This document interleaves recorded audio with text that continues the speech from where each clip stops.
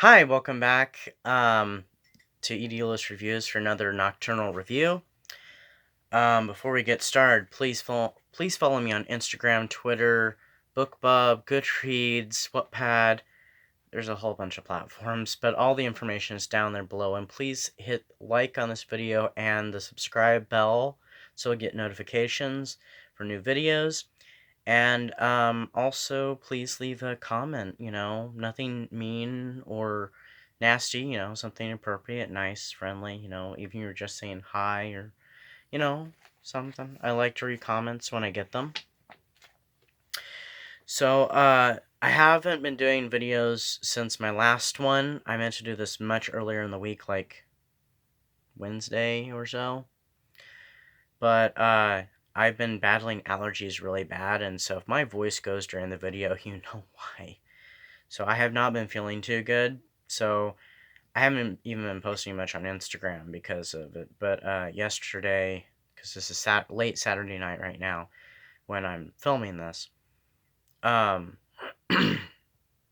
yesterday when it was Friday the 13th, I did post, I did make a post because I couldn't resist. But anyway, so I wanted to get this video done before I did my TBR, so I just was like, heck with it. I don't care if I'm battling my allergies, which I'm a little better. I'm feeling a little bit better now, but still not great. It's like, I don't care. I'm doing this video tonight because I have planned videos to do soon. So I really need to get on the ball, and I plan on doing my TBR possibly within the next few days. I don't know yet. I haven't decided. But soon. So this is another indie writer, or a book by another indie author, is how I should phrase it.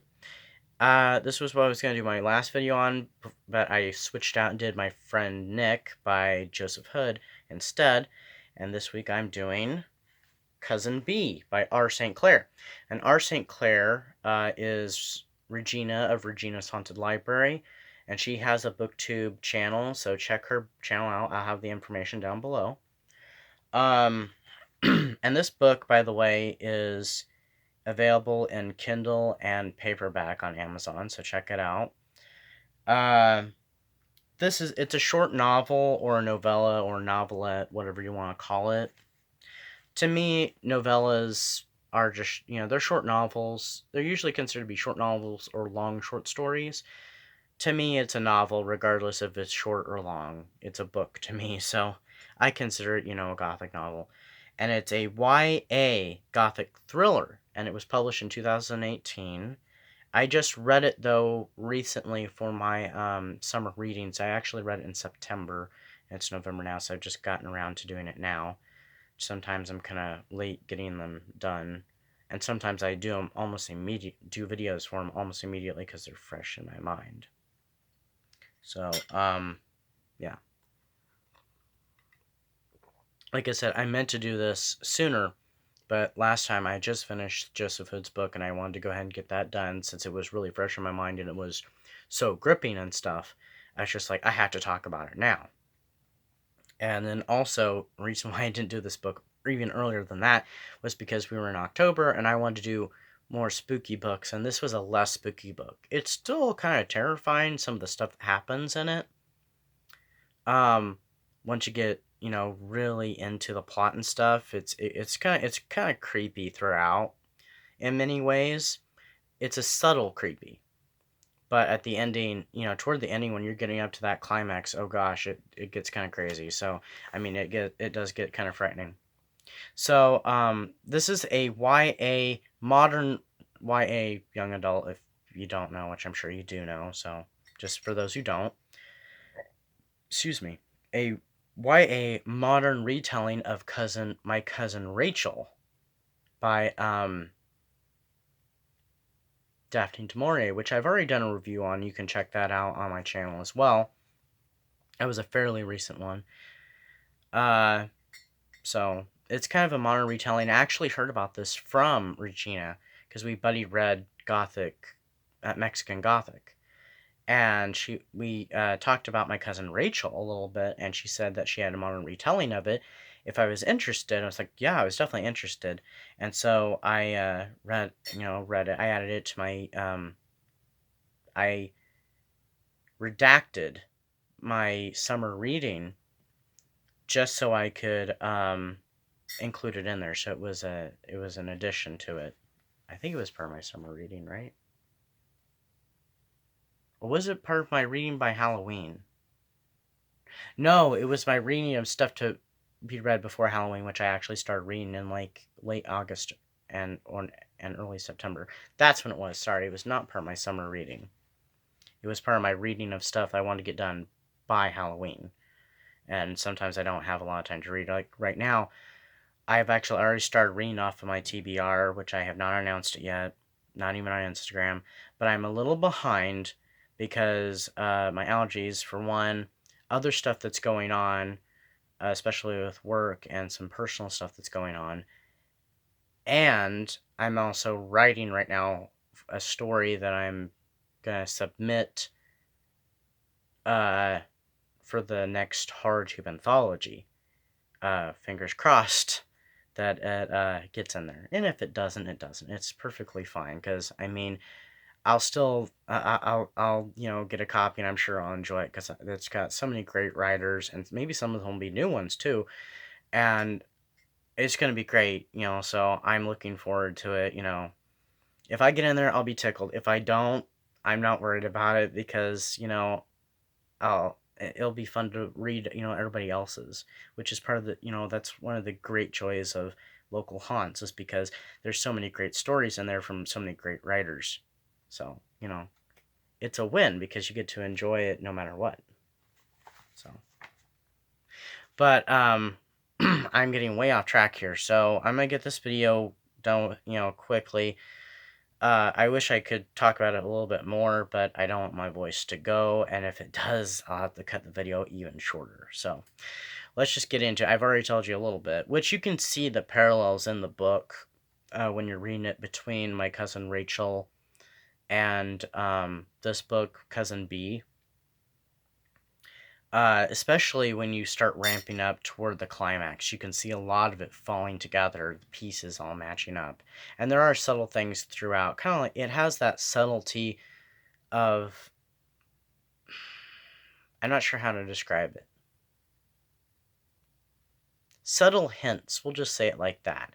Little fragments that just add up toward the ending, kind of like in My Cousin Rachel. So, I mean, there are parallels. But anyway, so I'll read my little quick summary that I wrote. So 16-year-old Mignonette, which I had to look up how to read that name because I had no idea how to pronounce it. Well, after I had started reading, I'm like, how do you pronounce this name? And so I had to look it up. And it's a beautiful name. I just would never, Mignonette. Anyway, so 16-year-old Mignonette's life has twisted and has been turned completely upside down when she witnesses a fight between her parents over their housekeeper Doris. Turns out that her father had an affair with Doris, and this affair produced a child, a little older than Mignonette herself.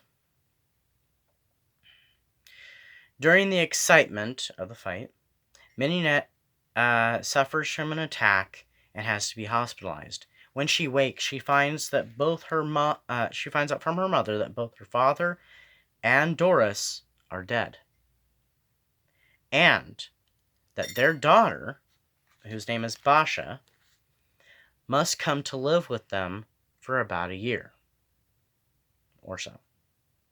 So Basha moves in, acting like their very stylized Gothic style house is, nothing great. She's, like she acts like she's lived in such great places before when she really hasn't. Being, I believe it was foster care she was in, if I'm remembering correctly. Where was I at? So she acts like she isn't impressed, and she actually, almost in some ways, acts like she owns the place, especially when she gets in the kitchen, which she spends a lot of time in. And to prevent a scandal, her mother has come up with an idea that they refer to Basha as Mignonette's cousin instead of her half sister. And she has also installed her in the same private school that Mignonette attends. So Mignonette isn't very accepting of her half sister coming into their lives, nor are Mignonette's friends, which creates a lot of tension. But her mother is oddly and overly nice to Basha, even though she and Mignonette's father were having such a violent fight at the start of the book.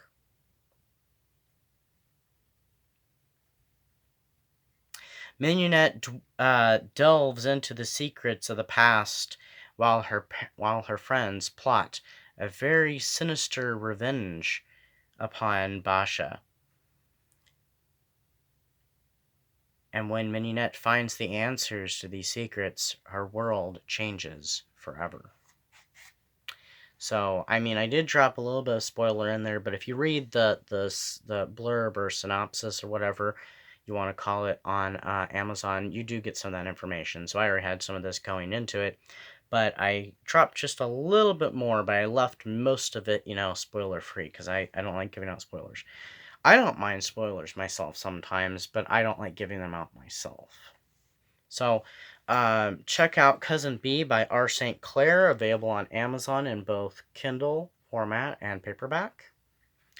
It's a pretty short read. I think it's only about 100 and some pages long.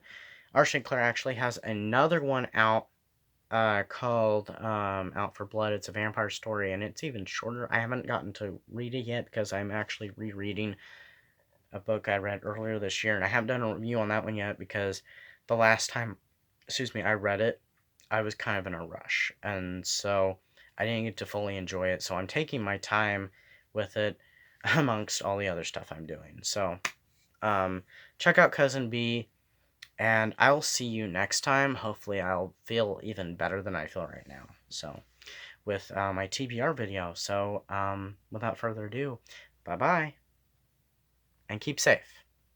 Keep safe.